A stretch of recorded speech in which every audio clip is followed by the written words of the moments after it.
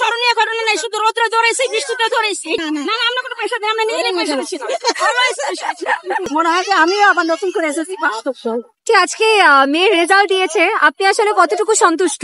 আমি অনেক সন্তুষ্ট। আচ্ছা, খুব ভালো লাগতেছে, কারণ 10 বছর অনেক পরিশ্রম করেছি বাচ্চাদের, বৃষ্টি মানে সব কিছু মিলে স্কুলে আসছি, অনেক পরিশ্রম করে। এই যে কতটুকু স্ট্রাগল আসলে করতে হয়েছে, একটু যদি কয়েকটা গল্প বা স্মরণীয় ঘটনা বলতেন। স্মরণীয় ঘটনা নাই, শুধু রোদ্রে ধরেছি, বৃষ্টিতে ধরেছি। আমাদের মাদের ধরেই হয়েছে, মেয়েদের পেশা দিয়েছি, ওইখান থেকে মেয়েরা রেজাল্ট করছে। তবে মেয়েরা অনেক পরিশ্রম করছে।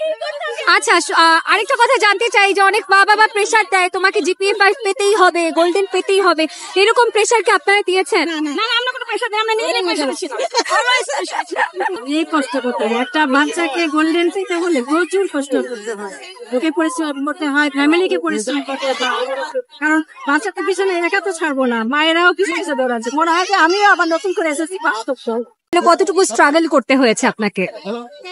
এমন কিছু না, আবার অনেক কিছু দেখা গেছে এক সময় পড়তে পড়তে বলতে পড়বো না, তখন পাশে যে বুঝাইতাম যে না পড়ো মা। এখন কষ্ট লাগতেছে, যখন রেজাল্ট বের হবে তখন দেখবা এই আনন্দটা মানে ভাগ করতে গেলেও ভাগ করা যাবে না, এত আনন্দ।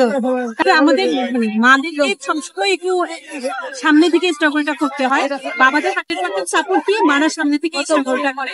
আর যেটা হচ্ছে আমরা যেহেতু কোভিডের মাঝখানে পড়েছিলাম, যে কারণে আমাদের জার্নিটা আরেকটু কঠিন।